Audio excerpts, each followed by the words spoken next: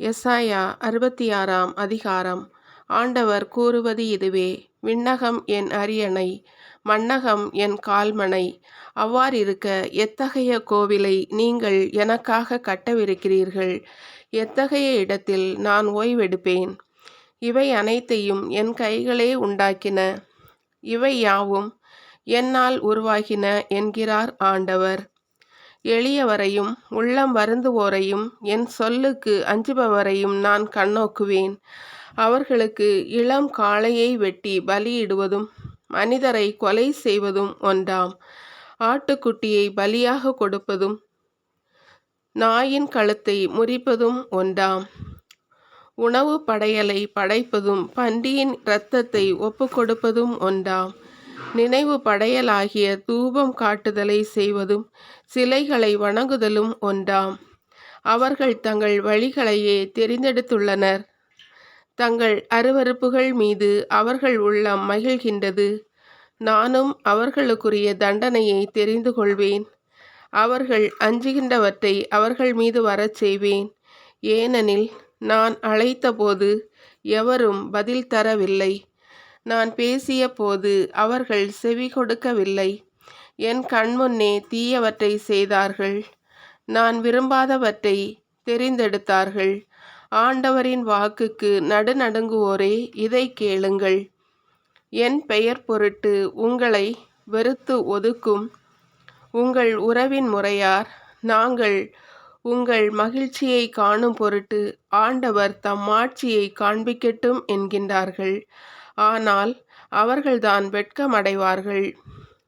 இதோ நகரில் பேரொலி கேட்கின்றது, திருக்கோயிலில் பேரோசை எழுகின்றது. ஆண்டவர் தம் பகைவருக்கு தக்க பதிலடி கொடுப்பதால் எழும் இரைச்சலே அது. வேதனை வரும் முன்னே சீயோன் பிள்ளை பெற்றாள். பிரசவ நேரம் நெருங்கும் முன்னே ஆண் மகவை ஈண்டாள். இத்தகைய நிகழ்ச்சி பற்றி கேள்வியுற்றவர் யார்? இதை போன்ற ஒன்றை பார்த்தவர் யார்? ஒரே நாளில் நாடு ஒன்று உருவாகிட இயலுமா? ஒரு நொடி பொழுதில் மக்களினம் ஒன்று பிறக்கக்கூடுமா? ஆனால் வேதனை ஏற்பட்டவுடனே சீயோன் தன் பிள்ளைகளை பெற்றுவிட்டாள்.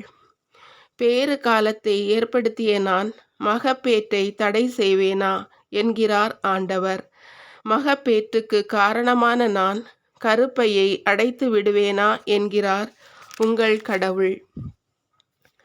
எருசலேமில் மேல் அன்பு கொண்ட அனைவரும் அவளுடன் அகமகிழ்ந்து அவள் பொருட்டு அக்களியுங்கள்.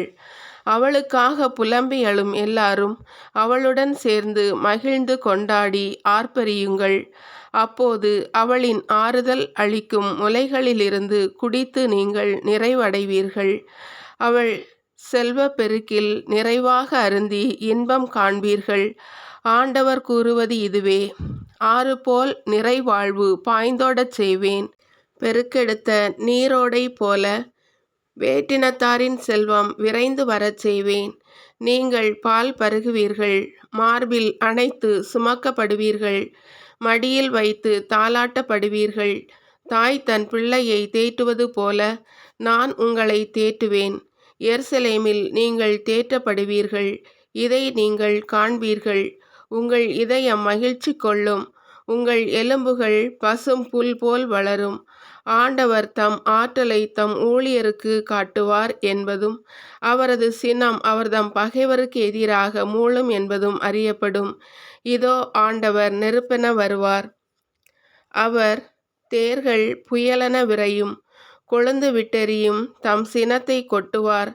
தீ பிளம்பென அவர்தம் கண்டனம் வருகின்றது. தம் நெருப்பையும் வாளையும் கொண்டு மானிடர் அனைவர் மீதும் ஆண்டவர் தண்டனை தீர்ப்பு வழங்குவார்.